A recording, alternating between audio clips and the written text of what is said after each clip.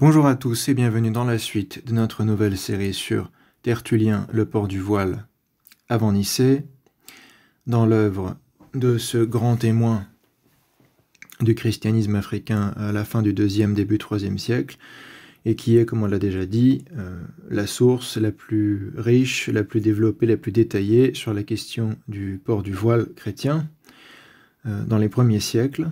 Et on a vu la dernière fois ces œuvres qui sont datées à coup sûr d'avant le montanisme, les premières influences montanistes, etc. C'est un peu plus compliqué de connaître exactement la suite et la chronologie de son œuvre par la suite, parce que ça dépend uniquement de l'analyse, de la critique interne des spécialistes, et il y a des avis discordants sur certaines œuvres.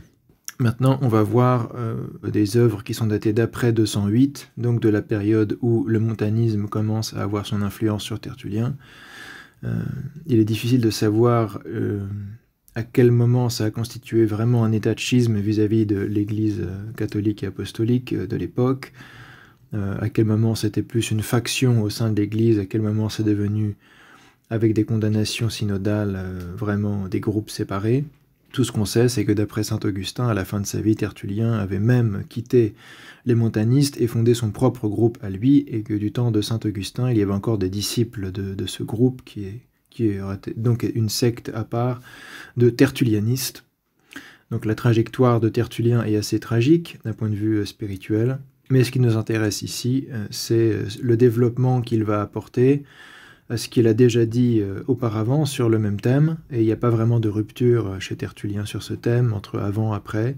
C'est plutôt un approfondissement de ce qui est déjà dit dans le traité sur la prière, qui va se développer en particulier dans le traité De Virginibus Velandis, que les vierges aussi doivent être voilées.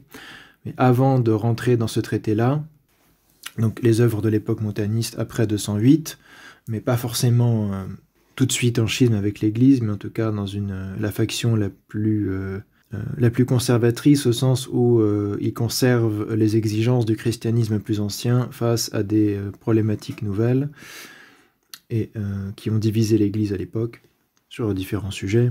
Et ceci dit, comme on l'a dit, sur le thème du voile, il n'y a pas vraiment de différence entre ce que dit Tertullien et ce que disent les autres sources antérieures ou contemporaines de l'époque. Donc soit on en conclut que toutes les sources qu'on a, c'est que des conservateurs qui représenteraient une partie particulièrement rigoriste, entre guillemets, ou conservatrice de l'Église, qui de toute façon est une vertu dans la tradition chrétienne, de vouloir conserver les coutumes et les traditions. C'est pas péjoratif en soi.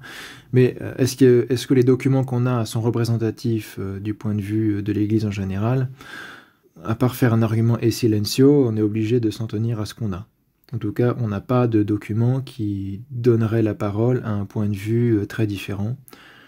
Même si on sait que Tertullien avait des adversaires, puisqu'il parle de ses adversaires, on ne sait pas qui ils sont, quel statut ils avaient, quelle autorité ils avaient. Mais ce qu'il dit est en accord avec ce que disent Clément d'Alexandrie, saint Hippolyte de Rome, les Didascalies des 12 apôtres et les autres textes qu'on a déjà recensés des 3 premiers siècles. Et c'est ce qui sera repris grosso modo, sauf certains points, par les saints-pères du IVe siècle et du Ve siècle, saint Jean Chrysostome, saint Cyril d'Alexandrie, etc. Il n'y a que sur la question des anges, comme on l'a dit, l'exégèse du « à cause des anges » qui est différente dans les premiers siècles, où on trouve différents types d'interprétations. Celle de Tertullien ne sera pas retenue dans les siècles suivants, sans doute à cause du statut contesté du livre d'Enoch. Donc ça doit être une raison assez indépendante de la pertinence en soi de l'exégèse, mais Tertullien reconnaît comme canonique un livre qui sera rejeté par l'Église comme non canonique, qui est le premier livre d'Enoch, et qui n'est conservé qui n'est considéré comme étant partie du canon biblique seulement chez les Éthiopiens, me semble-t-il. Donc les Tewahido, ou monophysites éthiopiens, ont, il me semble, le livre d'Enoch dans leur canon, ce qui explique pourquoi d'ailleurs on l'a conservé notamment en version éthiopienne, en gaze. C'est pas la seule version conservée, mais on a un livre d'Enoch qu'on appelle éthiopien, qui est une traduction en gaze, donc qui est la langue liturgique éthiopienne. Ici, on va voir quelques traités avant d'aborder le traité principal, notamment des extraits du traité qu'on appelle De Corona, de la couronne du soldat, où Tertullien aborde la question de la coutume déjà, comment il considère la coutume et l'autorité de la coutume. Il a un passage sur le voile.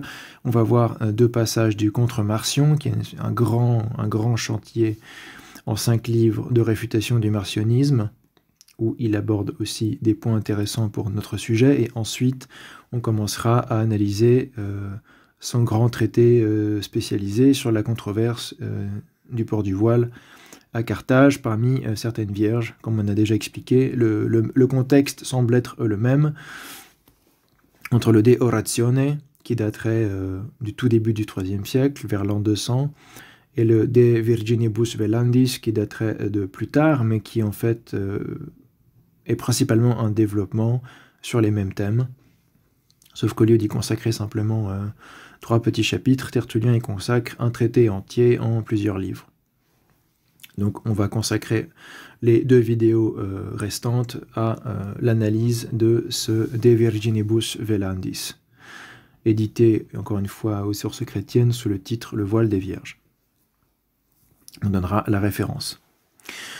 Commençons avec le De Corona, de la couronne du soldat, qui n'est pas un traité très connu de Tertullien, qui aborde un sujet de coutume qui est un peu oublié aujourd'hui, enfin une problématique de l'époque de Tertullien, sur les couronnes qu'on donnait en récompense aux soldats qui avaient remporté les honneurs à la guerre, au combat ou autre.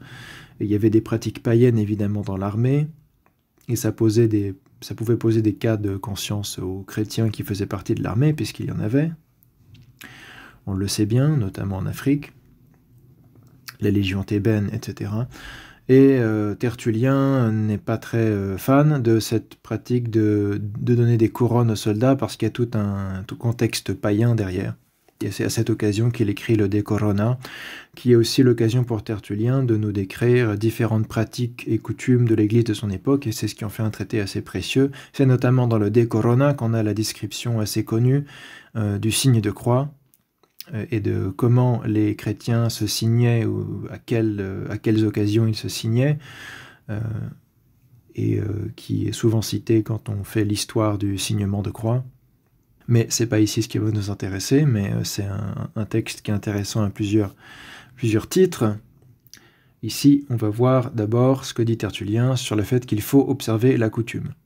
Ce qui est, on a déjà dit, un peu ironique, puisque donc dans ce traité, il explique qu'il faut observer la coutume, et dans le De Virginibus Velandis, du fait qu'il y a diverses coutumes sur la question des vierges, il va écrire tout un chapitre sur le fait qu'il faut choisir la vérité plutôt que la coutume, si jamais la coutume dévie de la vérité, et ce qui donnera un thème cher à saint Cyprien dans sa controverse un siècle plus tard, comme on l'a dit.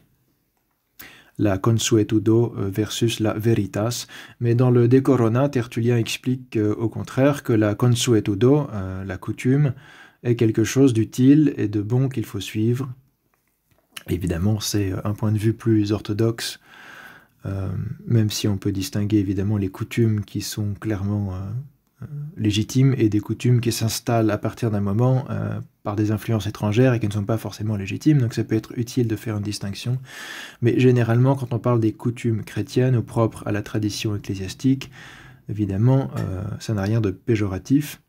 On n'a pas cette approche protestantisante sur la notion de coutume, comme si ce qui venait des hommes était nécessairement mauvais. D'ailleurs, le Christ et l'Évangile n'a pas du tout cette position non plus sur les coutumes en général. C'est la déviation, la désorientation du bon sens de la tradition qui est critiquée par le Christ chez les pharisiens comme tradition des hommes, puisqu'ils rajoutent des choses en plus qui vont en contradiction avec les commandements divins, ou font obstacle au bon respect des commandements divins. Donc là, c'est ce qu'on appelle évidemment des mauvaises coutumes. Mais de manière générale, évidemment, les coutumes font partie de ce que l'Église transmet de génération en génération, même s'il y a différents degrés, évidemment, et donc c'est quelque chose d'important, ce que nous explique ici Tertullien, dans De la couronne du soldat, paragraphe 2, donc un traité qui a été rédigé entre 208 et 212 dans ces eaux-là, où il nous dit « D'où provient l'observance dont il s'agit présentement? Qu'importe. Demander pourquoi on observe une chose, c'est constater le fait de son existence. Conséquemment, on ne peut plus dire qu'il n'y a point délit ou qu'il n'y a qu'un délit contestable dans la violation d'une coutume. Mais il faut la maintenir pour cela même qu'elle existe, dès lors qu'elle a pour elle l'autorité du consentement universel. Donc là, on a déjà un premier critère quand même de la bonne coutume qu'il faut suivre sans discuter, c'est celle qui a pour elle l'autorité du consentement universel. On a ce critère du consentement, de la consensualité, qui est caractéristique de la piété et de la foi orthodoxe. On l'a déjà montré avec saint Vincent de Lérins. Ça se retrouve évidemment dans l'ecclésiologie de Tertullien. On a eu l'occasion de le voir dans les vidéos qui abordaient justement l'ecclésiologie chez Tertullien et en quoi il n'est pas papiste, en quoi sa vision n'est pas catholique romaine, puisqu'il a une vision tout à fait conciliariste, basée sur le consensus des églises apostoliques et des églises fondées à partir des églises apostoliques, etc. Ici, c'est le même principe. Quand il aborde la coutume, il met en avant le consentement universel, c'est-à-dire général. C'est pas nécessairement absolu, mais en tout cas le consentement du plus grand nombre, parmi les églises en particulier qui font autorité, les églises fondées par les apôtres, les églises anciennement fondées, comme il l'explique en détail dans différents traités qu'on a déjà analysés. Non pas qu'il ne faille en chercher la raison, mais il faut le faire sans préjudice de l'observance, pour l'édifier, et non pour la détruire, afin de l'observer plus religieusement lorsque tu seras assuré de sa raison d'être.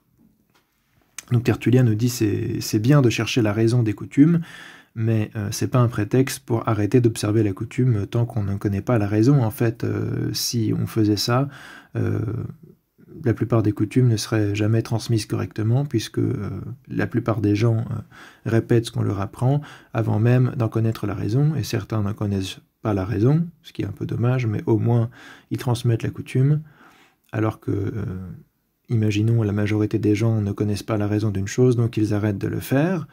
Le résultat, c'est que la coutume meurt. Et c'est toujours dommage, puisque ces coutumes établies dans l'Église sont faites en général pour nous aider dans la voie du salut, évidemment. Contrairement aux mauvaises coutumes qui font obstacle, qui feraient obstacle, qui seraient en contradiction avec les principes de la tradition apostolique, évidemment. Il y a des critères à appliquer pour reconnaître les coutumes authentiques et vraiment traditionnelles, et des coutumes qui sont discutables ou moins légitimes, évidemment. Mais ici, Tertullien parle de coutumes qui ont l'autorité du consentement universel, dont on peut rechercher la raison, parce que ça permet d'avoir une meilleure compréhension de ce qu'on fait, mais sans préjudice pour l'observance. C'est pas une raison pour arrêter de pratiquer une chose, tout simplement parce qu'on n'en connaît pas la raison. Il faut en chercher la raison si on veut la connaître, sans arrêter de pratiquer l'observance. On cherche la raison pour édifier la coutume et non pour la détruire, afin de l'observer plus religieusement lorsque tu seras assuré de sa raison d'être. Donc on aura une meilleure compréhension et on tirera plus de profit de la coutume une fois qu'on l'aura comprise. C'est exactement le cas avec le port du voile, évidemment, dont on sait pour le coup que c'est une pratique apostolique qui a pour elle l'autorité du consentement universel. Ça ne fait aucun doute. Mais quelle étrange manière d'agir que de mettre en question une coutume après l'avoir violée, la révoquer en doute pour montrer que l'on n'a point failli en désertant la coutume, c'est attester néanmoins que l'on a failli autrefois en l'adoptant comme coutume.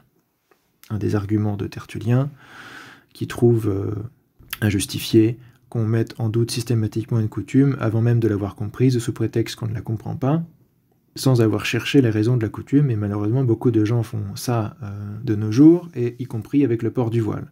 Ils rejettent par définition ou par défaut le port du voile, sans chercher à voir plus loin, parce qu'ils ont déjà leurs a priori sur la question. Alors qu'évidemment, si on étudie la question, on voit qu'il n'y a aucune raison de rejeter, et au contraire, on voit qu'il n'y a aucune raison de chercher à ce que cette coutume meure, alors qu'elle a un sens très fort et très important d'après la tradition de l'Église. Ensuite, dans le même traité au paragraphe 4, Tertullien parle justement de la coutume du voile. Donc c'est intéressant, en rapport ou en lien avec son argumentation sur cette question de couronne du soldat. Il explique que la coutume du voile remonte à l'ancienne alliance et que c'est quelque chose d'important, justement, qu'on ne peut pas remettre en question comme ça. Tertullien dit, chez les Juifs, c'est chose si ordinaire à leurs femmes d'avoir la tête voilée qu'elles sont connues par là. Donc les Juifs, pour Tertullien, se distinguaient dans la société romaine du fait qu'elles étaient voilées plus ou plus souvent que les femmes romaines. On sait que les matrones romaines se voilaient dans certaines situations, mais les juives manifestement se distinguaient par une manière sans doute plus systématique ou plus permanente de se voiler, qui sera héritée évidemment par les chrétiens et conservée par les chrétiens. Où en est la loi écrite? Je vous le demande. Évidemment, c'est pas dans la loi mosaïque, c'est pas dans la Torah. Et pourtant, saint Paul insiste dessus. On a des exemples, évidemment, comme Tertullien va le dire, de femmes qui se voilent, mais c'est pas dans les prescriptions de la Torah en tant que telle. Où en est la loi écrite? Je vous le demande, dit Tertullien, car je mets ici de côté les interprétations de l'apôtre, saint Paul. Donc, il met de côté le Nouveau Testament, puisqu'il aborde le cas des Juifs. Évidemment, les Juifs n'ont que faire des épîtres de saint Paul. Si Rebecca, en découvrant de loin son fiancé, baissa soudain son voile, référence à Genèse 24, 65, la pudeur virginale d'une femme n'a pu faire loi, ou bien elle n'a pu le faire que dans sa propre cause. Donc Tertullien explique que c'est pas parce qu'on voit Rebecca dans la Genèse baisser son voile que c'est ce qui fait loi pour les Juifs et ce qui explique que toutes les femmes juives se couvrent la tête. Non, Tertullien veut démontrer qu'il y a là la force d'une prescription orale, d'une loi non écrite. Et c'est important de voir que Tertullien trouve qu'il est important de respecter aussi les lois non écrites transmises par la tradition, et c'est toute une apologie qui fait du respect des lois non écrites qu'on ne trouve pas forcément dans les Écritures, dans le De Corona, qui va à l'encontre de l'utilisation que les protestants cherchent à faire d'autres passages de Tertullien, où il met en tension la coutume et la vérité, comme on l'a dit, mais en fait, Tertullien défend aussi la coutume quand il trouve une coutume justifiée et qu'il s'indigne du fait que la coutume soit délaissée. Donc c'est beaucoup plus compliqué que l'imaginent certains protestants qui utilisent des fragments des auteurs anciens des pères de l'Église pour essayer de justifier la sola scriptura, mais c'est jamais vraiment l'état d'esprit des saints-pères. C'est une déformation de leurs propos, de leur point de vue. Selon les situations, ils vont mettre en avant l'écriture, et dans d'autres situations où l'écriture ne peut pas venir en aide, ils vont mettre en avant d'autres choses que l'écriture. Et c'est très clair aussi, évidemment, dans le traité sur le Saint-Esprit de Saint Basile, chapitre 27, qui est très réputé, mais c'est le cas aussi de Tertullien dans le De Corona. Il continue que les vierges seules se voilent, et encore quand elles vont se marier, mais non avant de connaître leur fiancé. Puisque ici, il parle de Rebecca, donc si seule l'écriture doit l'emporter finalement et aucune tradition orale, alors tout ce qu'on a dans la Genèse, c'est l'exemple de Rebecca, qui est encore vierge et qui tout juste est fiancée, et en voyant son fiancé baisse son voile. Alors si c'est juste ça qui fait force de loi, alors que les vierges seules se voilent, et non les femmes mariées, c'est une réduction à l'absurde évidemment, puisque il vient d'expliquer que les femmes juives se voilent en général, qu'elles soient vierges ou non, et les femmes mariées, évidemment, encore aujourd'hui chez les juifs orthodoxes, entre guillemets, donc les plus conservateurs ou traditionnels, les femmes portent le voile, les femmes mariées portent le voile. Vous pouvez trouver des images assez facilement. C'est conservé dans les franges du judaïsme qui sont les plus conservatrices. Donc, si c'est juste l'écriture qui doit faire force de loi, tout ce qu'on a dans la Genèse, c'est Rebecca, alors que les vierges seules se voilent, et encore, quand elles vont se marier, mais non avant de connaître leur fiancé, puisque l'exemple de Rebecca, c'est qu'elle baisse son voile quand elle voit son fiancé. C'est une petite pique qui, évidemment, joue sur l'absurde, puisque tout le monde sait que ce ne sont pas seulement les vierges qui se voilent chez les juifs. Donc il y a quelque chose d'autre que simplement ce passage de la Genèse. Tertullien continue avec Suzanne. Si Suzanne elle-même, dépouillée de son voile dans le jugement, voir le livre de Suzanne, qui fait partie des livres de l'Ancien Testament dans la Septante, sert de preuve qu'il faut se voiler, je puis dire qu'elle se voila volontairement dans cette circonstance. Elle se présentait comme accusée, rougissant de l'infamie qu'on lui prêtait, et cachait avec raison sa beauté parce qu'elle craignait de plaire. D'ailleurs, je ne crois pas que sous les portiques de son époux, elle se promenât voilée, puisqu'elle plut au vieillard. Donc selon Tertullien, l'exemple de Suzanne n'est pas suffisant pour justifier le port du voile permanent qu'on observe chez les Juifs de son époque. Donc on ne peut pas le déduire simplement des écritures juives, que ce soit la Genèse ou le livre de Suzanne qui a été intégré au livre de Daniel. C'est au début du livre de Daniel dans la Septante, et qui était lu évidemment chez les Juifs, c'était un texte qui a été conservé en grec, mais évidemment, les Juifs dans l'Empire romain utilisaient déjà le grec, on sait très bien, les Juifs hellénisés, c'est pour ça que la traduction des Septante a été commandée par Ptolémée Philadelphe aux Septante, pour que les Juifs qui ne connaissaient pas l'hébreu puissent justement lire leurs écritures dans une langue qu'ils comprenaient. Les Juifs d'Alexandrie parlaient le grec. On a pour preuve aussi Philon d'Alexandrie qui écrit toute son œuvre exégétique en grec, qui était un Juif du 1er siècle. Donc voilà, pour Tertullien, Rebecca, ça ne suffit pas à expliquer pourquoi les Juifs se voilent en permanence. Suzanne, selon Tertullien, c'est contextuel, ça ne suffit pas forcément à expliquer pourquoi les Juifs se voilent en permanence. Eh bien, elle a toujours été voilée, soit, bon, ok, acceptons, elle a toujours été voilée, soit, je demande simplement quelle a été pour elle, ou pour tout autre, la loi écrite qui le voulait ainsi. Ce qui intéresse Tertullien, c'est de montrer que ce n'est pas une loi écrite qui fait autorité ici. C'est la coutume. Donc ma petite note, j'en profite pour la lire ici. Dans tout ce passage, Tertullien se fait l'avocat du diable afin de démontrer l'autorité des traditions non écrites. Il commence par affirmer que c'est une coutume incontestée chez les Juifs de se voiler, et veut démontrer ensuite qu'on ne peut cependant pas clairement tirer cette coutume de la Torah ou des prophètes. Conclusion, c'est par l'autorité de la tradition non écrite que cette coutume est religieusement respectée. Les sections 2 à 4 du De Corona constituent une réfutation en règle de la doctrine de la sola scriptura, dans sa version la plus courante. Évidemment, si on veut que la sola scriptura ne se rattache qu'à une question de dogme ou de doctrine, c'est pas le sujet, mais pour certains qui se font de la sola scriptura une idée qui est la version la plus courante, qui est qu'on ne fait que ce que l'Écriture nous demande de faire, et donc ça ne concerne pas seulement la foi, mais finalement ce qu'on doit faire aussi. Donc tout ce qui concerne la piété, l'éthique, le comportement chrétien, etc. Là, tout ce passage de Tertullien s'oppose à cette vision courante de la sola scriptura, qui n'est pas évidemment la définition classique. La définition classique serait plutôt, pour ce qui est des questions de dogme ou de foi, seule la Sainte Écriture est une source infaillible. C'est aussi une innovation de la Réforme, mais ce serait hors sujet ici, puisque Tertullien parle simplement de coutumes, de piété, et pas nécessairement de dogme de la foi. Continuons le passage de Tertullien.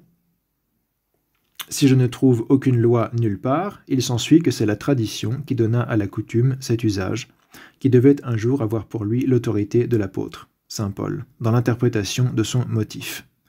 Donc il n'y a rien dans les écritures juives qui impose le port du voile, mais c'est une tradition orale qui apparaît chez saint Paul ensuite, dans son épître aux Corinthiens, à laquelle il fait référence.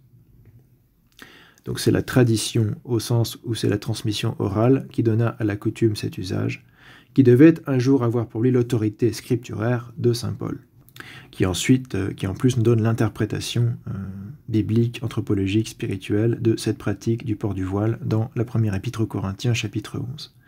Il sera donc manifeste par ces exemples qu'une tradition non écrite est confirmée par la coutume, fidèle témoin que c'est une révélation approuvée et se justifiant par la continuation de soi-même, peut se défendre et se maintenir dans l'observance. Donc c'est un passage où, dans tout un argumentaire, des chapitres 2 à 4, où Tertullien défend la notion de coutume qui a un consensus universel ou très large, et qui est respectée comme très importante, même si elle ne fait pas partie des lois écrites, que ce soit dans l'Ancienne Alliance en général, ou dans la Nouvelle, mais évidemment dans le Nouveau Testament, on a saint Paul qui porte témoignage dans l'Écriture de l'importance de cette pratique. Mais il y a des cas où il y a des coutumes qui ne sont pas non plus mentionnées dans le Nouveau Testament, mais dont on sait qu'elles sont très anciennes et qu'elles ont été conservées de génération en génération avec un grand consensus. Et donc ça restera valable, ce qui explique saint Basile au chapitre 27 De Spiritu Sancto, sur l'Esprit Saint, qui consacre tout un chapitre aussi sur les traditions non écrites, comme ayant une autorité aussi importante que les traditions écrites dans les évangiles. Selon saint Basile, rejeter les traditions non écrites, sous prétexte qu'elles n'ont aucune autorité, c'est déformer l'évangile. Puisqu'évidemment, l'évangile, l'évangélion, la bonne nouvelle, c'est pas simplement ce qui a été mis par écrit, mais l'ensemble de la prédication apostolique, de la transmission apostolique, qui contient non seulement les dogmes de la foi, l'économie du salut, mais aussi la piété, les sacrements, la liturgie, toutes les pratiques chrétiennes qui font la vie spirituelle chrétienne. Autorité de saint Paul, toujours dans le même traité au paragraphe 4, l'apôtre dit encore « Si vous ignorez quelque chose, Dieu vous le révélera ». Lui-même avait coutume de donner des conseils là où le précepte du Seigneur ne parlait pas, et de prescrire certaines choses comme venant de lui-même. C'est déjà la notion d'autorité ecclésiastique, ou bon, là c'est les apôtres, autorité apostolique, mais en quelque sorte, les conseils que les apôtres donnaient en distinguant ces conseils des commandements du Seigneur, mais considéraient que ces conseils avaient quand même une autorité propre en tant qu'ils étaient donnés par ceux qui avaient reçu évidemment ce pouvoir des clés de la part du Seigneur. Et la fonction de paître le troupeau, comme on le voit dans l'évangile de Jean et l'évangile de Matthieu. Rappelez-vous, saint Paul dit parfois ça c'est le Seigneur qui le dit, ça c'est pas le Seigneur, c'est moi qui le dis, voilà ce que je crois être le mieux, etc. Différents niveaux d'autorité si on veut, et pourtant les deux sont scripturaires, et donc les deux sont inspirés par l'Esprit Saint. Donc il n'y a pas que ce qu'a dit le Seigneur qui est inspiré par l'Esprit Saint et qui a de l'autorité, mais aussi les positions des apôtres que eux-mêmes distinguaient des commandements du Seigneur, comme le fait saint Paul, mais qui sont considérés comme inspirés aussi ou guidés par l'Esprit Saint, puisque ça a fini finalement dans les Écritures. Mais tout n'a pas fini dans les Écritures, et il y a même des épîtres de saint Paul qui n'ont pas été conservés. Donc tout n'a pas été conservé de ce qui aurait pu être le canon des Écritures, puisque on sait que saint Paul parle de lettres qu'il a écrites et qui n'ont pas été conservées jusqu'à nos jours. Et on sait que c'est le cas aussi pour l'Ancien Testament. À l'époque de l'Ancienne Alliance, il y a certains livres qui étaient considérés comme prophétiques, ayant autorité, et qui n'ont pas été conservés. Et on a juste des mentions brèves dans les écrits de la Torah et des prophètes, et les écrits de l'Ancienne Alliance, qui font mention de ces ouvrages qui n'ont pas été conservés. Poursuivons. Donc saint Paul propose des préceptes que le Seigneur n'a pas forcément donnés, mais qu'il conseille. Aussi avait-il l'Esprit de Dieu qui enseigne toute vérité. Donc évidemment, les apôtres ont reçu l'Esprit à la Pentecôte, et donc c'est par l'autorité de cet Esprit Saint qu'ils se permettaient de donner des conseils pastoraux, qui évidemment étaient observés religieusement, puisqu'ils venaient des apôtres, qui en premier, y compris saint Paul, même s'il n'était pas à la Pentecôte, il a reçu l'Esprit et la mission apostolique d'une manière particulière, un peu charismatique, mais aussi avec la bénédiction des apôtres, du collège apostolique, évidemment. Ces conseils et ces prescriptions de saint Paul sont donc reçus comme des ordonnances divines, parce qu'ils ont pour eux le patronage de la raison divine. C'est inspiré par l'Esprit Saint. Quelle est cette raison? Demande-la, mais toujours en respectant la tradition, quel qu'en soit l'auteur. Considère non pas l'auteur, mais l'autorité, et principalement l'autorité de la coutume. Elle doit être d'autant plus respectée qu'elle doit servir d'interprète à la raison. De manière que si Dieu te l'enseigne, tu saches alors, non pas si tu dois observer la coutume, mais pourquoi la raison des observances chrétiennes est plus auguste. Donc Tertullien inverse le rapport que certaines personnes ont avec les traditions de l'Église, où ils cherchent à les rationaliser, ou il leur impose un cadre ou une perspective d'analyse un peu étrangère à l'Église, et si ils ne sont pas satisfaits à partir de cette perspective, s'ils ne sont pas satisfaits par une coutume, ils la rejettent comme contraire à la raison, etc. Tertullien dit c'est pas cette attitude qu'on doit avoir quand on est chrétien, c'est l'inverse. On considère l'autorité de la coutume transmise par l'Église et on cherche à en comprendre la raison, parce qu'on sait qu'il y a toujours une raison, du sens dans ce qui est transmis par l'Église. Et c'est l'occasion de comprendre que la raison en est auguste, ou plus auguste, c'est-à-dire plus importante, plus vénérable, plus honorable, etc. Donc l'état d'esprit chrétien, l'état d'esprit traditionnel, c'est ce qu'explique Tertullien ici vis-à-vis des coutumes. Non pas, on ne se demande pas si on doit observer la coutume, on l'observe quoi qu'il arrive, mais on se demande... On apprend, comme dit Tertullien, en cherchant les raisons de la coutume, on apprend pourquoi cette raison des observances chrétiennes est plus auguste que celle que donne le monde. Et c'est un bon exemple aussi avec le port du voile, puisque quand on voit les raisons que donne saint Paul, elles peuvent paraître étranges du point de vue profane, mais ce sont des raisons vraiment augustes du point de vue chrétien, puisqu'elles se réfèrent au mystère de la création de l'homme et de la femme, à ce que la Genèse nous apprend sur l'origine de l'humanité, le péché ancestral, etc. Donc le port du voile est un très bon exemple de ça. Si on ne va pas chercher les raisons de la coutume, on peut trouver ça bizarre et indifférent et inutile, ou même qui fait obstacle, soi-disant, à la piété, et donc on le rejette pour des raisons profanes. Mais si on va chercher les raisons véritables, on se rend compte que c'est très important, que ce n'est pas un détail, ce que d'ailleurs dit saint Jean Chrysostome. Ce n'est pas un petit détail, mais un symbole de choses importantes, dit saint Jean Chrysostome, ce qui rejoint ce que veut dire ici Tertullien sur les différentes coutumes dont il parle, dont le port du voile. Donc, quelle est la raison de la coutume? Demande-la, mais toujours en respectant la tradition, quel qu'en soit l'auteur, dit Tertullien. Considère non pas l'auteur, mais l'autorité, principalement l'autorité de la coutume. Parce qu'ici, par exemple, si quelque chose est de saint Paul, et pas forcément directement du Seigneur, ça ne veut pas dire que ça a moins d'autorité, parce que déjà, pour Tertullien, saint Paul a l'Esprit de Dieu qui enseigne toute vérité en lui, hein, comme tous les apôtres, comme tous ceux qui ont reçu l'Esprit à la Pentecôte. Et l'autorité apostolique n'est pas vraiment moindre que l'autorité du Seigneur lui-même, puisque c'est le Seigneur lui-même qui donne cette autorité aux apôtres en leur envoyant l'Esprit Saint. Donc c'est dans la continuité de l'autorité du Seigneur que continuent les apôtres. Et après eux, les évêques réunis en concile, qui répètent le concile de Jérusalem dans Actes des Apôtres 15, pour mettre au point des décisions basées sur le consentement toujours, comme le concile de Jérusalem, le concile apostolique, basé sur le consentement. Il a plu au Saint-Esprit et à nous, et c'est scellé par l'Esprit Saint, et ça a une autorité en soi. Indépendamment des Écritures, comme l'explique ici Tertullien déjà, et indépendamment, il faut bien comprendre, ça veut dire qu'il y a une autorité en propre du concile. Ça ne veut pas dire que le concile peut décider contre les Saintes Écritures ou sans s'intéresser à ce que disent les Saintes Écritures, mais il y a une autorité qui est indépendante de l'Écriture elle-même, au sens où elle vient de l'épiscopat réuni en concile et de l'inspiration qu'il y a derrière le consensus des évêques en concile.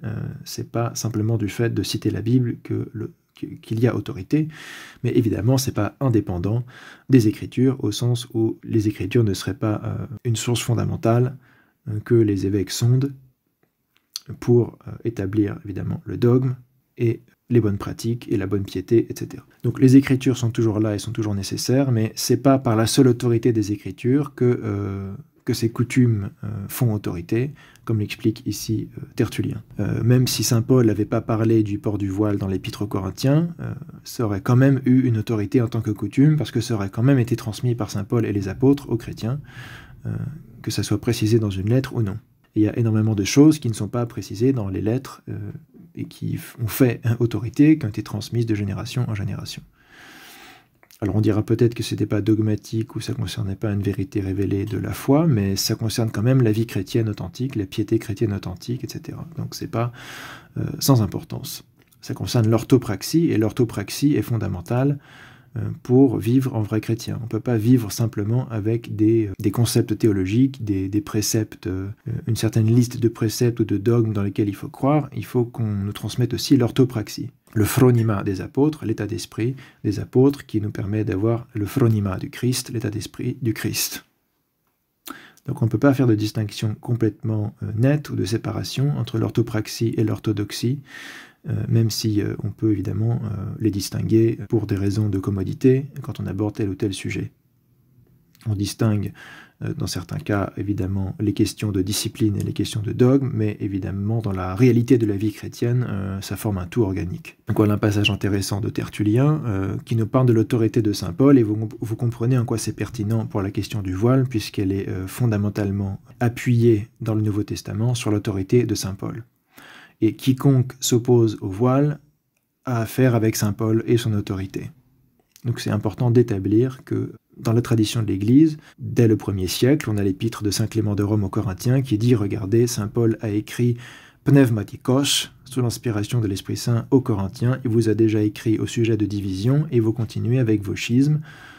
Vous n'avez pas écouté la parole inspirée de l'apôtre. » Donc on a un document même de l'ère apostolique de saint Clément de Rome qui a connu les apôtres, qui a probablement connu saint Pierre et saint Paul, qui dit que les épîtres de saint Paul, et notamment la première aux Corinthiens qu'il cite en particulier, est inspirée par l'Esprit Saint. Donc on ne peut pas faire mieux comme témoignage, c'est pour ça que j'avais mis ça en avant dans mes premières vidéos qui analysaient l'épître aux Corinthiens de saint Paul au chapitre 11. Et c'est repris par tous les pères de l'Église, par tous les auteurs anciens. Saint Paul fait autorité, là où il rapporte les commandements du Seigneur, mais aussi là où il donne son propre point de vue, ses propres conseils. Finalement, on a considéré que l'Esprit Saint parlait par lui aussi à travers ses conseils pastoraux qu'il donnait. Sur le voile féminin, Encore dans le traité De Corona au chapitre 14, Tertullien revient sur ce thème. À plus forte raison, le chrétien se gardera-t-il de placer sur sa tête, que dis-je, sur le Christ lui-même, puisque la tête de l'homme c'est le Christ, dit saint Paul. Il y a un jeu de mots évidemment sur tête au sens figuré et tête au sens physique.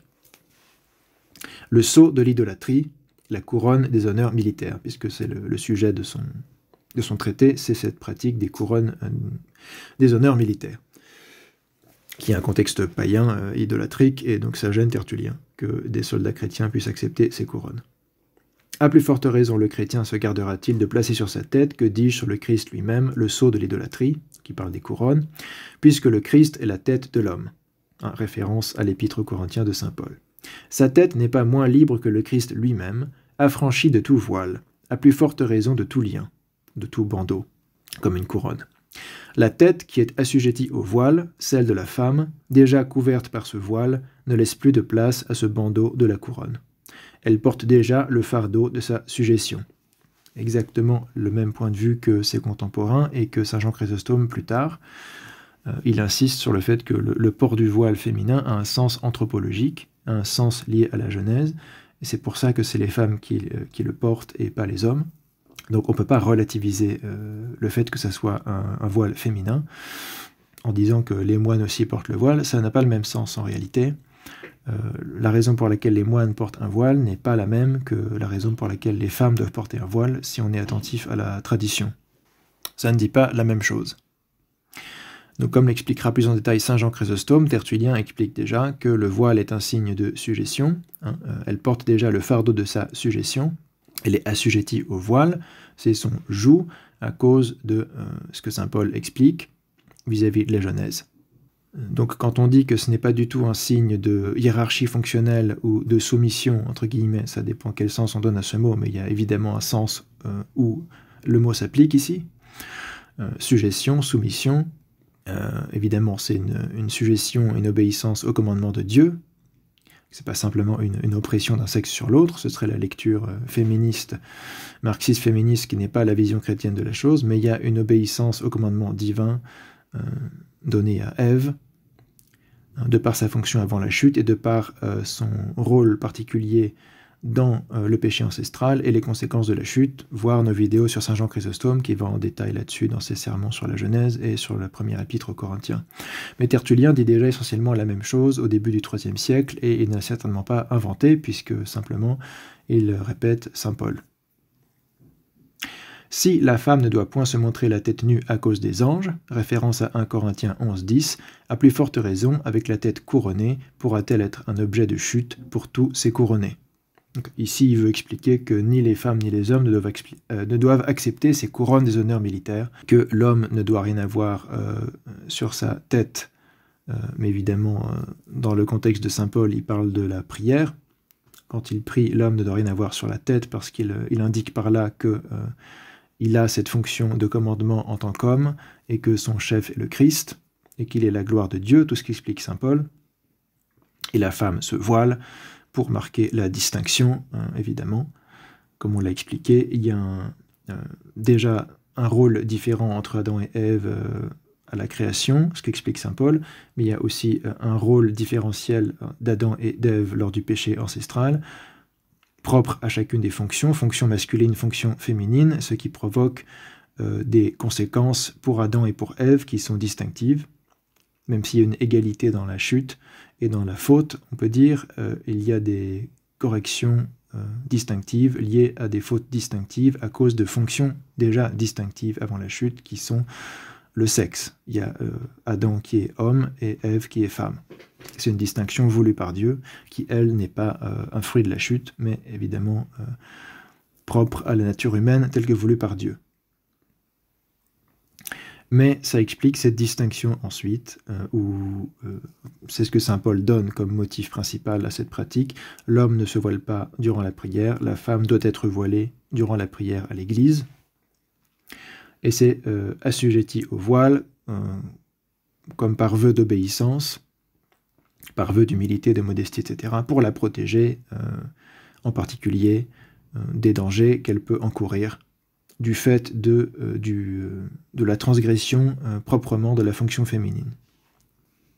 Donc ici, il ne fait que citer le passage de 1 Corinthiens 11.10, mais vous connaissez déjà son exégèse du passage, il le met en lien avec Genèse 6.4 et le livre d'Enoch.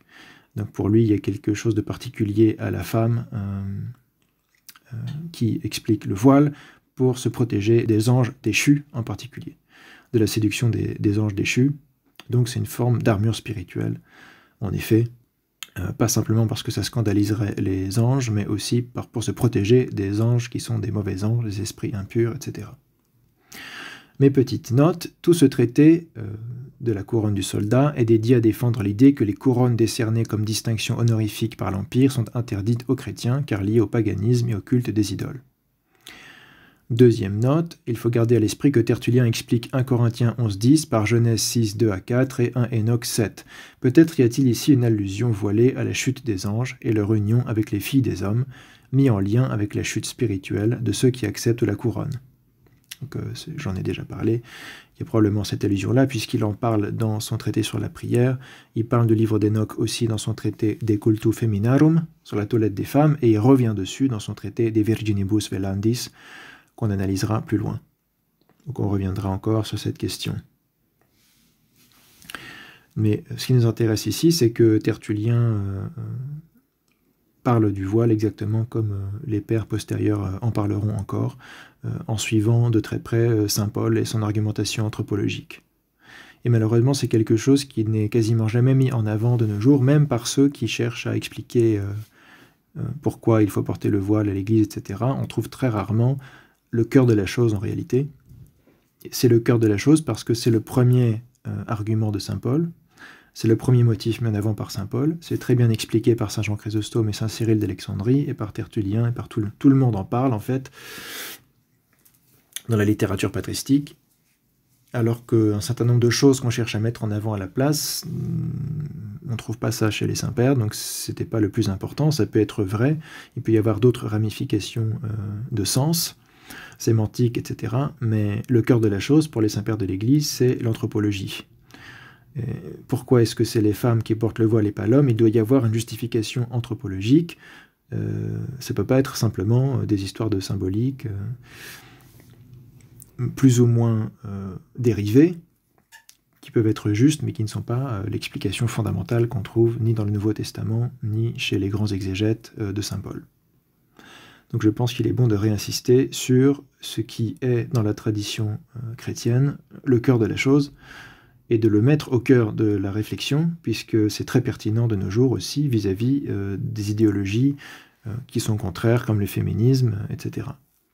Il y a un vrai discours des saints-pères de l'Église sur la question de l'homme et de la femme, d'un point de vue biblique, d'un point de vue de la révélation divine, qui a une vraie pertinence de nos jours, et je ne vois pas en quoi on aurait raison de le cacher, ou d'en avoir honte, ou comme si c'était quelque chose qui tout d'un coup devenait impossible à assumer, alors que de manière totalement cohérente, ça fait partie de la vision du monde chrétienne, et ça fait partie intégrale de notre vision de ce que c'est le salut, de comment on fait son salut, de comment on se sanctifie. Ça doit être basé sur saint Paul, que ce soit pour l'homme ou pour la femme. Donc tout simplement parce qu'il y a une idéologie extérieure à l'Église qui s'appelle le féminisme, on ne va pas commencer à cacher les véritables raisons de nos pratiques, comme si on en avait honte, ou alors on a déjà en fait donné son cœur et sa préférence à ces idéologies étrangères qui sont fondamentalement antichrétiennes à leurs racines. J'espère qu'on aura l'occasion d'y revenir. On n'insiste jamais assez sur les racines antichrétiennes du féminisme, comme de beaucoup d'autres ismes qui ont le vent en poupe depuis le 19e, 20e siècle. Exégèse de Caput et Potestas. On est passé dans le Contre-Marcion, livre 5, où Tertullien revient sur 1 Corinthiens 11 de saint Paul, et nous donne sa lecture de ces fameux Caput Kephali en grec, la tête, et Potestas Exousia en grec, l'autorité. Avoir l'autorité sur sa tête, souvenez-vous, c'est l'expression qu'utilise saint Paul pour parler du port du voile. Le chef de l'homme, c'est le Christ. 1 Corinthiens 11.3. Quel Christ? Celui qui n'est pas l'auteur de l'homme? Rappelez-vous qu'il s'oppose ici à Marcion. Les marcionites pensent qu'il y a deux dieux, le démiurge qui a créé ce monde qui est un mauvais dieu, et le vrai Dieu qui n'a pas créé le monde, etc. Si vous voulez vous rafraîchir la mémoire, tapez marcionisme sur Internet et vous aurez une introduction brève. Et Tertullien a écrit 5 livres complets contre Marcion, Voilà le contexte. C'est pour marquer l'autorité que l'apôtre a mis le chef. Kaput, en grec kephali, caput enim ad auctoritatem posuit. Donc, Tertullien nous explique que par caput ou kephali, saint Paul entend l'autorité. Ce qui insiste sur le fait que c'est bien une exégèse patristique de lire kephali non seulement dans le sens de source ontologique, mais aussi d'autorité, contrairement à certaines exégèses modernistes qui cherchent à faire une opposition qui n'existe pas entre le sens d'autorité et le sens de source, comme si l'un excluait l'autre. Comme on l'a expliqué, les deux sens sont vrais et justes en même temps dans l'utilisation que fait saint Paul de kephali dans ce contexte. C'est à la fois la source, quand tu dis que la source du Christ, enfin la képhalie du Christ, c'est Dieu, évidemment, le Père est la source du Christ, mais il y a aussi une vraie question d'autorité, en particulier quand on dit que la tête de l'homme c'est le Christ, il y a une autorité du Christ sur l'homme, et ça justifie le fait que quand saint Paul dit que la tête de la femme c'est l'homme, c'est qu'il y a aussi une forme d'autorité de l'homme sur la femme, et il n'y a aucune bonne raison de le nier si c'est clairement ce qui est transmis par ce passage et compris par ceux qui l'ont interprété dans l'Église ancienne. Non seulement l'homme est la source de la femme ontologiquement, comme l'explique saint Paul en référence à la Genèse, mais ça justifie aussi son autorité sur la femme, et c'est ce qu'on retrouve absolument chez saint Jean Chrysostome. Les deux sens sont là, et fonctionnent ensemble en réalité, et non pas l'un ou l'autre. Or, il n'y a pas autorité d'un autre que de l'auteur. Jeu étymologique sur auctor et auctoritas, donc ça, il faut connaître le latin pour comprendre un peu les jeux de mots de Tertullien. Mais ça parle de l'autorité de l'auteur, qui est le Christ, qui est l'auteur de l'homme. Car de quel homme est-il le chef? Assurément de celui à propos duquel il ajoute, car l'homme ne doit pas se voiler la tête, puisqu'il est l'image de Dieu. 1 Corinthiens 11, 7. Argument anthropologique, encore une fois, saint Jean Chrysostome nous explique, en effet, l'homme est l'image de Dieu, au sens où, dans la tradition antiochienne en particulier, qui est une exégèse assez serrée du texte, le sens de image de Dieu et en particulier la fonction de commandement. Ça veut dire que l'homme se voit donner la fonction de commandement que Dieu a en propre, ce qui explique pourquoi saint Paul dit que l'homme est l'image de Dieu, que la femme est la gloire de l'homme. En fait, la femme n'a pas, surtout depuis la chute, n'a pas une fonction de commandement donnée par Dieu, alors que l'homme conserve une fonction de commandement. Je renvoie à mes vidéos sur saint Jean Chrysostome qui parlent de ça. Et c'est très important aussi pour comprendre la question de la fonction sacerdotale et pourquoi la fonction sacerdotale est exclusivement masculine. Parce qu'elle participe de la notion de commandement, d'autorité, et cette autorité de commandement n'a été donnée qu'à l'homme. Ou en tout cas, selon saint Jean Chrysostome, elle a pu être partagée par la femme avant la chute, mais la femme a perdu cela après la chute, en conséquence de la manière dont elle a induit au péché ou à la séduction Adam, qui lui a eu sa propre faiblesse et son propre péché dans l'affaire, mais qui n'est pas le même que celui d'Ève. Que le péché d'Ève, c'est d'avoir en fait eu autorité en quelque sorte sur son mari, sur son homme, sur son anir, alors qu'elle ne pouvait pas avoir autorité sur lui. Et donc Dieu le redresse ensuite en reconfirmant que l'homme aura domination sur sa femme et la femme sera dominée par son mari, etc. Lisez la Genèse, c'est dans la Genèse. Donc, il y a tout ce champ sémantique et toutes ces notions qui sont dans le contexte dans lequel parle Tertullien, qu'il faut rappeler de nos jours parce qu'on n'en parle jamais. Ce qui est triste parce que du coup, on n'en parle pas, on ne comprend pas. On ne comprend pas les choses, et quand on ne comprend pas les choses, comme dit Tertullien, on commence à les remettre en question plutôt que d'en chercher les raisons, tout simplement parce que c'est plus facile de contester que de s'informer et que de chercher. Et c'est ce qui risque d'arriver aussi avec la fonction sacerdotale, et on voit ça dans les confessions hétérodoxes. Un certain nombre de ces confessions hétérodoxes ont maintenant accepté l'idée qu'il puisse y avoir un clergé féminin. Bon, la majorité de ces confessions sont des confessions qui ne reconnaissent pas l'ordination, et donc la fonction sacerdotale en tant que telle, mais il y a aussi, avec l'exemple des épiscopaliens et des anglicans, des confessions hétérodoxes qui reconnaissent une certaine forme d'ordination, de mystère de l'ordination et donc de fonction sacerdotale, qui ont accepté l'ordination des femmes. Ce qui montre qu'ils ont complètement perdu le sens de l'anthropologie biblique et chrétienne traditionnelle, et qu'au lieu d'aller y puiser, ils ont plutôt épousé les idéologies de ce monde et ont complètement transformé une tradition apostolique intangible qui a même ses racines dans l'Ancienne Alliance, qui est le sacerdoce purement masculin. Mais on y reviendra dans une vidéo séparée, puisque c'est un thème en soi, la question de la fonction sacerdotale, mais c'est lié aussi à ces questions de port du voile, parce que saint Paul explique que le voile est un signe d'autorité, et que la femme doit avoir un signe d'autorité sur sa tête. Pourquoi c'est la femme et pas l'homme? Vous voyez bien que ça remonte aux mêmes questions, à la même base. Et c'est pas pour rien que, en général, les mêmes personnes qui sont contre le voile vont être aussi pour qu'on fasse des diaconesses 2.0 et à échéance des prêtresses et à échéance des épiscopesses, parce qu'ils ont tout simplement épousé une idéologie étrangère à l'Église, au lieu de chercher à comprendre la vision du monde chrétienne, basée sur la révélation et la tradition de l'Église. Poursuivons. Donc, ainsi donc, s'il est l'image du Créateur, l'homme, c'est celui-ci, en effet, qui, considérant son Christ, verbe destiné à être homme, a dit « Faisons l'homme à notre image et ressemblance » Genèse 1, 26. « Comment puis-je tenir pour chef un autre, et non celui dont je suis l'image » Toute une argumentation de Tertullien pour démontrer que c'est bien le Dieu, c'est bien le Christ, c'est bien le Dieu du Nouveau Testament qui a aussi créé l'homme, qui est aussi le Dieu de l'Ancienne Alliance. Que donc il ne peut pas y avoir de dichotomie entre les deux. Il n'y a pas de dichotomie entre un Dieu démiurge mauvais de l'Ancienne Alliance et un bon Dieu qui serait libérateur de la Deuxième Alliance, qui est le nerf du marcionisme. Mais également, pour quelle raison la femme devra-t-elle avoir une puissance, potestatem, en grec exousian, sur son chef, sur sa tête? 1 Corinthiens 11, 10.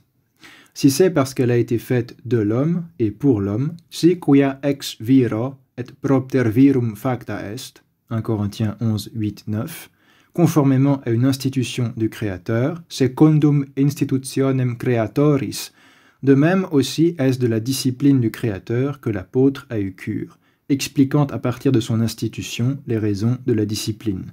Sic quoque eius disciplinam apostolus curavit, de cuius institutione causas discipline interpretatur. Il ajoute même à cause des anges, 1 Corinthiens 11, 10. Quels anges? C'est-à-dire de quel Dieu? S'il s'agit des apostats du Créateur, creatoris apostatas, c'est à bon droit, de façon que cette beauté de la femme, qui a causé leur chute, reçoive une sorte de marque d'infamie dans une tenue d'humilité et un obscurcissement de son éclat. Notam quandam referat de habitu humilitatis et obscuratione decoris. Mais si c'est à cause des anges de l'autre Dieu, qu'a-t-il à redouter, puisque même eux, les marcionites, ne recherchent pas les femmes? Donc là, il répond à des arguments des marcionites en particulier, et il cherche là des confirmations à sa lecture de saint Paul, en disant d'une part que c'est bien le même Dieu qui a créé l'homme à son image, qui a institué finalement cette idée que la femme doit avoir une puissance sur son chef, sur la tête, parce qu'elle a été faite de l'homme et pour l'homme, ce qui est pré-lapsaire, avant le péché ancestral. Ça, c'est une institution du Créateur, et la discipline est confirmée par l'apôtre. Toute la raison d'être de la tradition de la coutume pour l'apôtre, c'est de suivre cette institution du Créateur, que saint Jean Chrysostome appelle un ordre divin, et que donc refuser de mettre le voile, c'est s'opposer à l'ordre divin pour saint Jean Chrysostome, donc c'est pas une mince affaire, et c'est un péché de désobéissance envers Dieu et les apôtres, et c'est volontairement chercher à scandaliser les anges.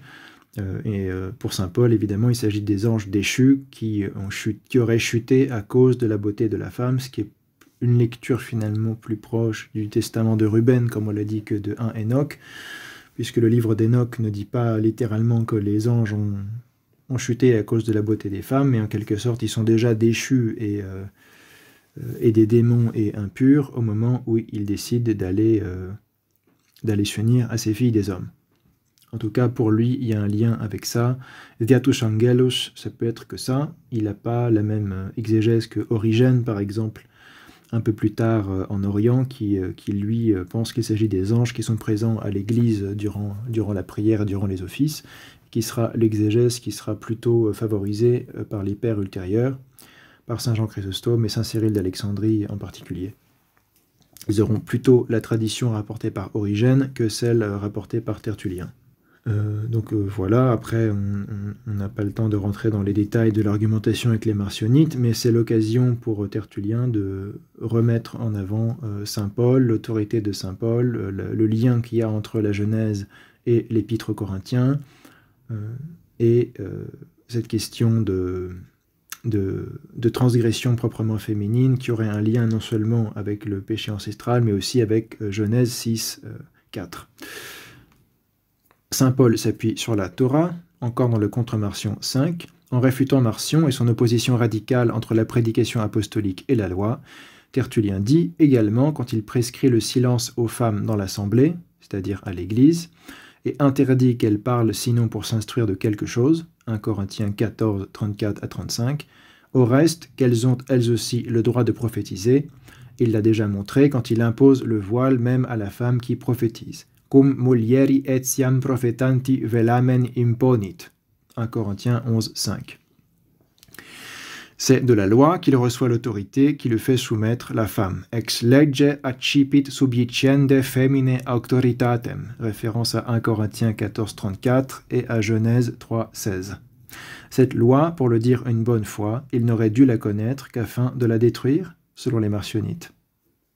Selon les marcionites, il y a une opposition radicale entre la Nouvelle Alliance et l'Ancienne Alliance, et il devait utiliser des passages de Saint Paul sortis de leur contexte, où il parle de la liberté, enfin, il parle de l'esclavage de la loi, la liberté de la grâce, etc. Mais en faire des lectures radicales où Saint Paul serait complètement opposé à la Torah, ce serait une mauvaise lecture, puisque en fait Saint Paul s'appuie aussi sur la Torah pour défendre des traditions qu'il s'agit de continuer à pratiquer, et c'est le cas avec le silence des femmes dans l'Assemblée.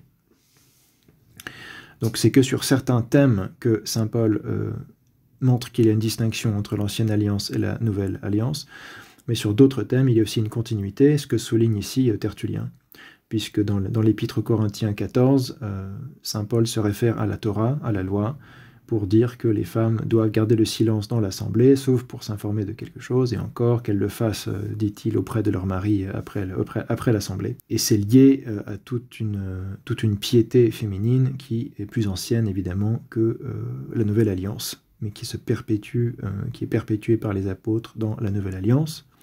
Il n'y a pas donc là de rupture radicale dans la piété féminine ou la piété masculine d'ailleurs, contrairement à ce que certains, comme malheureusement Jean-Claude Larcher, essayent de l'argumenter. Dans son livre Transfigurer le genre, il argumente un peu arbitrairement que maintenant qu'on est dans le Christ, alors tout ça n'a plus aucune importance, quasiment. Tout ça, c'est du passé, mais en fait, aucun des pères de l'Église ne dit ça, et aucun des pères de l'Église qui commentent sur la question du voile, sur la question des rapports hiérarchiques hommes-femmes, des rapports des fonctions hommes-femmes, etc., ne dit qu'il y a eu une rupture fondamentale maintenant qu'on est en Christ, etc. Ce serait une mauvaise exégèse de ce que dit saint Paul quand il dit qu'il n'y a ni homme ni femme, ni juif ni grec, ni esclave ni homme libre, etc. Et là-dessus, je conseille encore une fois le très bon livre La Revanche d'Origène. Ça s'appelle La Revanche d'Origène, mais c'est en anglais. Origen's Revenge. Donc le livre de Brian Patrick Mitchell, qui est diacre ou protodiacre aux États-Unis, qui s'appelle Origen's Revenge, The Greek and Hebrew Roots of Christian Thinking on Male and Female, publié Pickwick Publications il y a quelques années. C'est une très bonne étude sur cette question des rapports hommes-femmes dans la tradition chrétienne, à partir de sources hébraïques et d'influences grecques qui se sont un peu rencontrées, qui permettent de mettre en perspective certains aspects du livre de Jean-Claude Larcher qui malheureusement sont discutables. Et ce sont d'ailleurs souvent les passages où il n'y a aucune référence patristique qui sont discutables, parce que tant qu'on s'en tient au Saint-Père de l'Église, on est sur une base solide. Dès qu'on commence à remettre en question ce qu'ils disent, quand il y a en plus un certain consensus et aucune position contraire, ou qu'on commence à inventer des tensions qui n'existent pas entre différents propos tenus par les pères, qui parfois sont tenus par les mêmes saints-pères d'ailleurs, si on commence à dire que ils se contredisent, ils disent le tout et son contraire, et qu'en plus après on cherche des arguments qui eux ne s'appuient sur rien dans la tradition patristique, malheureusement ça donne certains passages discutables. et notamment Jean-Claude Larcher laisse complètement tomber sur la question de l'anthropologie traditionnelle, de la hiérarchie homme-femme, hiérarchie fonctionnelle, je rappelle. Il laisse complètement tomber sur la question du port du voile aussi, puisque tout est lié en fait, et quand il en vient aux arguments sur la fonction sacerdotale, et ben, du coup il ne reste que des arguments qui sont un peu secondaires en fait, sauf peut-être l'argument sur le Christ, le fait que ce soit en tant qu'homme que le Christ se soit incarné en particulier, et que le clergé doit être une image du Christ, mais en fait, c'est un petit peu repousser le cœur de la question, parce qu'on pourrait poser la question « Ah, mais pourquoi c'est en tant qu'homme que le Christ s'est incarné ?» Et on devrait encore, pour répondre à cette question, en revenir à l'anthropologie biblique et au point de vue chrétien traditionnel sur l'homme et la femme, la création d'Adam et Ève, etc. Donc si on raye complètement de la carte cette position chrétienne anthropologique basée sur la Genèse, on ne peut même pas non plus avoir de bons arguments pour l'exclusivité masculine de la fonction sacerdotale, alors que Larcher, pour le coup, évidemment, est pour que ça soit exclusivement masculin. Il est pour qu'on conserve cette tradition apostolique, mais en refusant en fait la tradition chrétienne sur ce point important, il s'enlève l'argument fondamental. Il reste que des arguments secondaires qui n'ont pas la même force ou qui eux-mêmes reposent sur l'argument fondamental qui est que c'est l'homme qui a été créé avec la fonction de commandement et l'autorité, ce qui est l'exégèse de l'imago Dei dans la tradition exégétique orientale, en particulier antiochienne, celle qui est la plus proche, on va dire, de l'exégèse sémitique de l'hébreu, sans passer par des influences grecques qui vont donner la notion d'image de Dieu une version un peu plus platonisante, en tout cas hellénisante, qui n'est pas forcément fausse, mais qui n'annule pas la position qui est la plus proche de la logique du texte. L'homme est créé à l'image de Dieu, et pof, ça parle de commandement sur le monde, tout de suite après.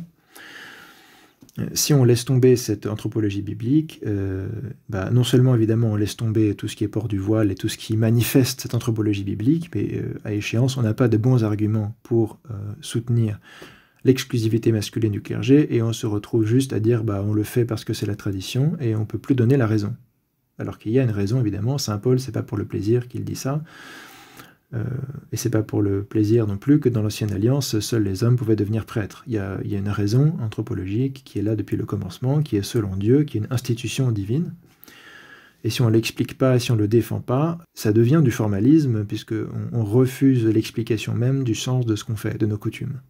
Et à mon avis, c'est la fin de toute notion véritable et équilibrée de tradition, si on refuse l'explication du sens de ce qu'on fait, et qu'on veut juste continuer à le faire sans en accepter les explications et en cherchant d'autres explications qui ne sont pas les bonnes. Ensuite, peu à peu, ça va mourir, et peu à peu, il peut arriver la même chose que dans l'anglicanisme, l'épiscopalisme, au luthérien et autres, où c'est allé tellement loin que c'est flagrant pour tout le monde qu'ils ne sont pas dans la tradition chrétienne, tellement ils ont concédé sur ce point fondamental de l'anthropologie biblique. Mais ça n'arrivera pas à l'Église orthodoxe parce que c'est l'Église du Christ, mais ça ne veut pas dire qu'on ne doit pas combattre justement en interne aussi pour que ça soit conservé, avec l'aide de l'Esprit Saint. La tradition authentique sera toujours conservée dans l'Église catholique et apostolique du Christ. Mais il faut se battre pour qu'elle soit conservée aussi. Il faut être en synergie avec Dieu ici. Donc voilà l'intérêt de ce passage de Saint Paul qui nous rappelle, de Tertullien sur Saint Paul, qui nous rappelle que Saint Paul se réfère ici à la Torah sur la question de la soumission de la femme à l'homme et de l'autorité de l'homme sur la femme, etc.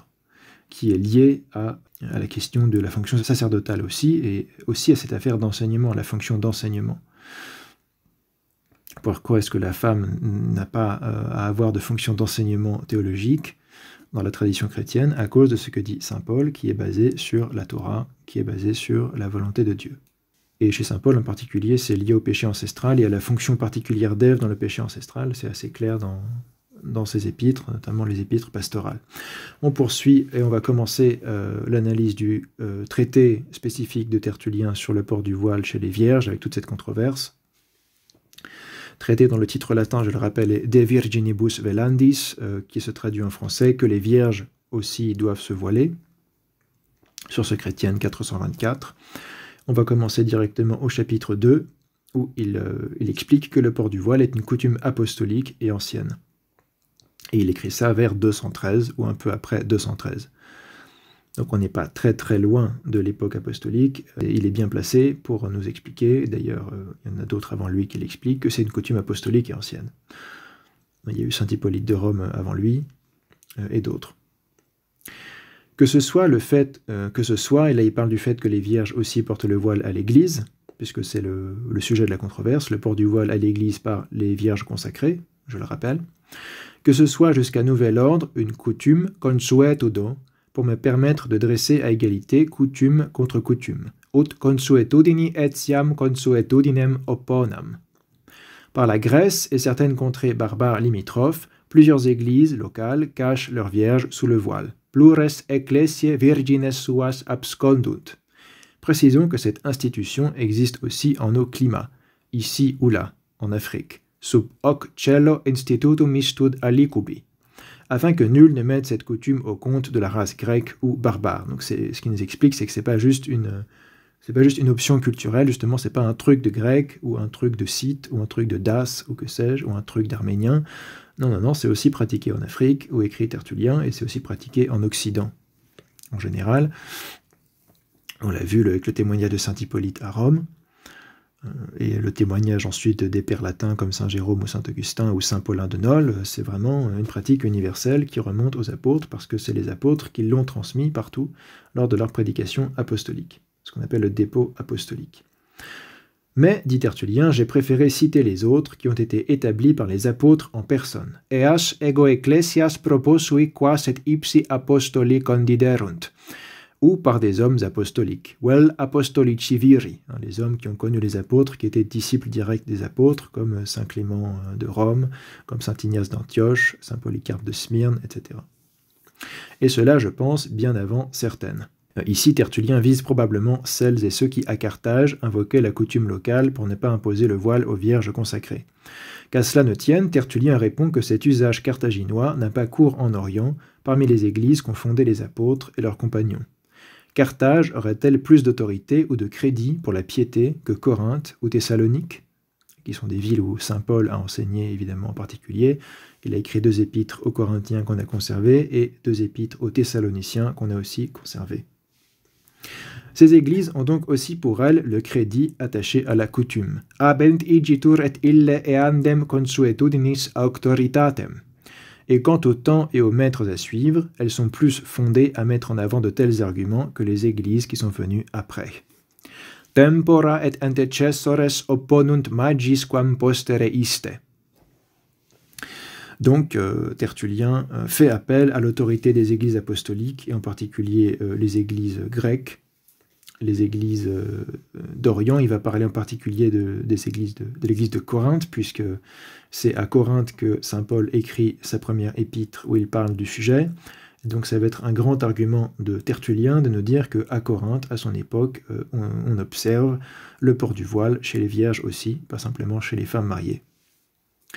Donc il continue, toujours au chapitre 2 de ce traité. À quoi devons-nous nous conformer? Que choisir? Nous ne pouvons rejeter une coutume que nous ne pouvons condamner. Non possumus respuere consuetudinem quam damnare non possumus. Ce n'est pas une coutume étrangère, car elle n'est pas le fait d'étrangers. Oui, nous partageons avec eux, les chrétiens orthodoxes de Grèce et alentour, le droit au baiser de paix et le nom de frères. Entre eux et nous, c'est une seule et même foi, un seul Dieu, le même Christ, la même espérance, les mêmes rites sacramentels du baptême. En un mot, nous sommes une seule Église. Semel dixerim una ecclesia sumus. Ainsi, tout ce qui est au nôtre est à nous, autrement, ce serait diviser le corps de l'Église. Ita nostrum est quodcumque nostrorum est, ceterum dividis corpus. Ce passage pourrait indiquer que ce traité date en fait de l'époque où le courant montaniste n'était pas encore formellement condamné par l'Église, notamment l'Église de Rome. Ou alors il démontre que Tertullien, fort de sa nouvelle ecclésiologie charismatique, voire le De Pudicitia 21, s'illusionnait beaucoup sur sa communion réelle avec les églises orientales. En optant obstinément pour l'hérésie montaniste, c'est malheureusement lui qui venait de se séparer du corps. Encore une fois, c'est difficile de dater ce traité, et peut-être qu'il a été écrit à une époque où Tertullien n'était pas encore séparé de la communion de l'Église catholique et apostolique.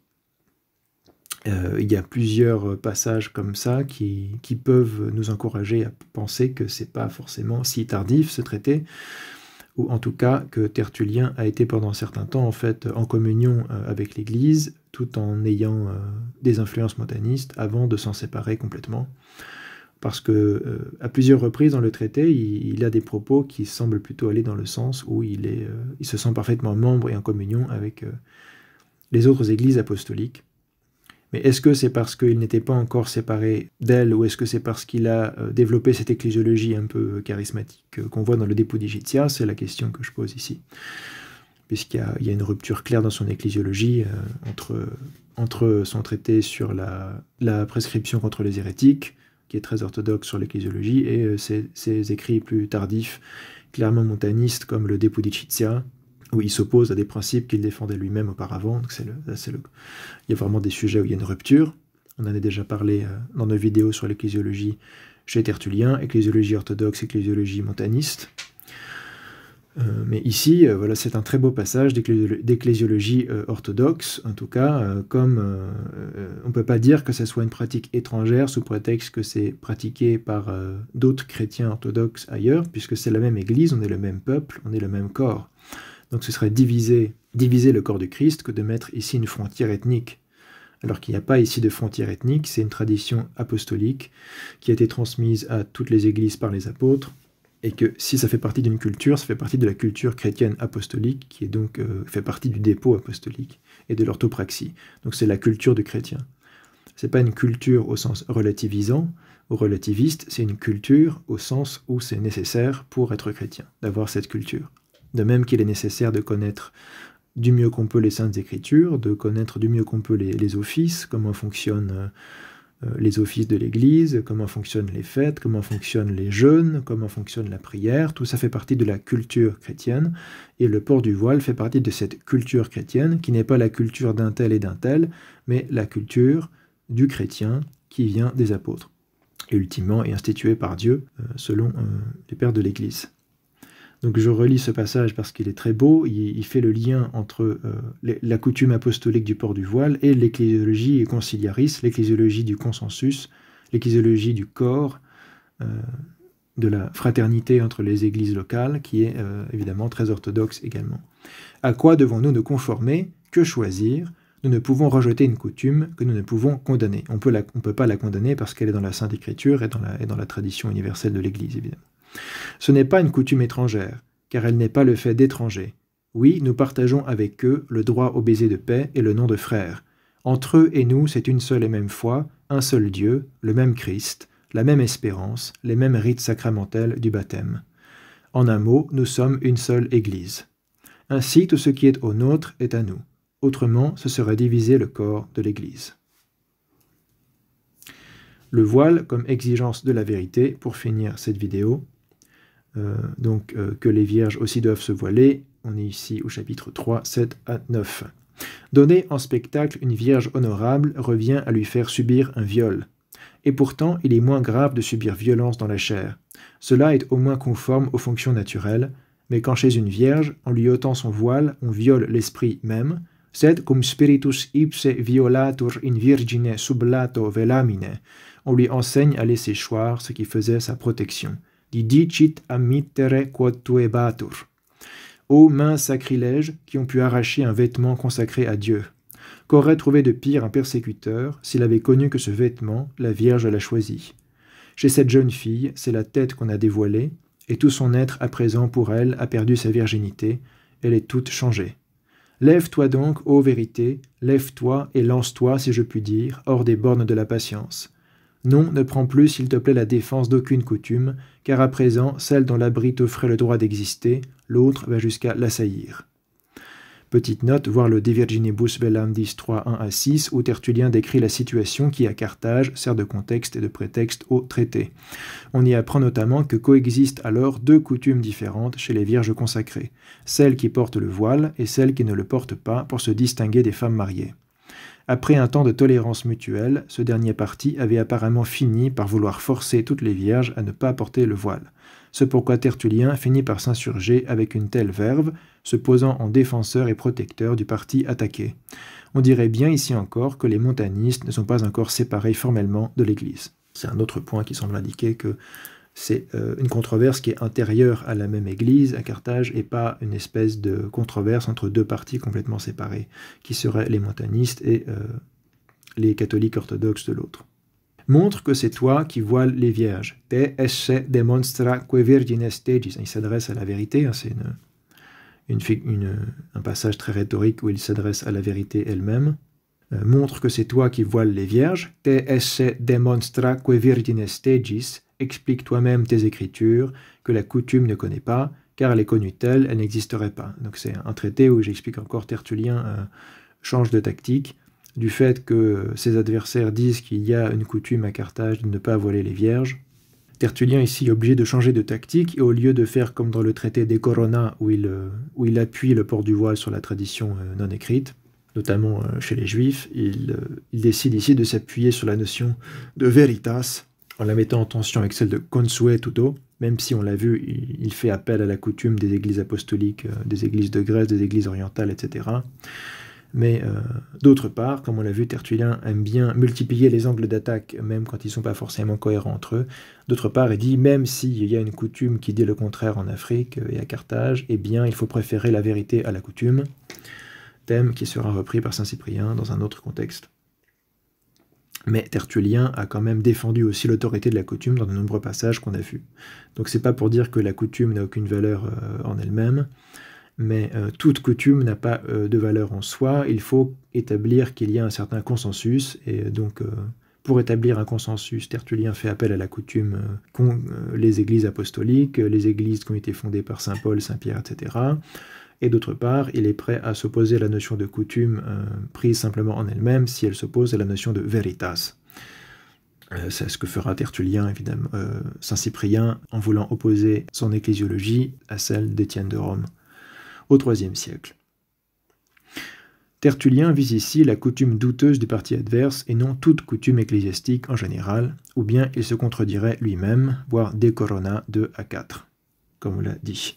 Donc on va s'arrêter ici pour cette vidéo, et on poursuivra notre analyse de ce traité très intéressant et très riche de Tertullien dans les 2 prochaines vidéos, qui permettront de boucler les principales sources des 3 premiers siècles. On pourrait parler aussi d'Origène. Je ne sais pas encore si je vais faire une vidéo sur Origène et le port du voile, ça dépend si ça vaut vraiment la peine ou si ça n'apporte rien, puisque contrairement à Tertullien, Origène a quand même été anathématisé officiellement par l'Église, donc il peut servir de témoin historique, évidemment, des exégèses de son temps, du IIIe siècle, mais il est moins légitime encore que Tertullien, qui quand même, pour une partie de son œuvre, elle a été écrite alors qu'il était orthodoxe et tout à fait respecté comme autorité, et c'est simplement l'œuvre de l'époque montaniste qui doit être prise avec précaution, avec des pincettes, alors que Origène a été condamné en tant que tel, même s'il est mort dans la paix de l'Église. Donc j'ai une hésitation, peut-être que je ferai quelque chose sur Origène pour compléter, peut-être que je m'abstiendrai et j'irai directement enchaîner avec d'autres témoignages des 4e, 5e siècles, et ensuite en Orient et en Occident, pour compléter un petit peu l'étude sur la question du voile dans la littérature patristique. Voilà. Au nom du Père et du Fils et du Saint-Esprit. Amen. Oh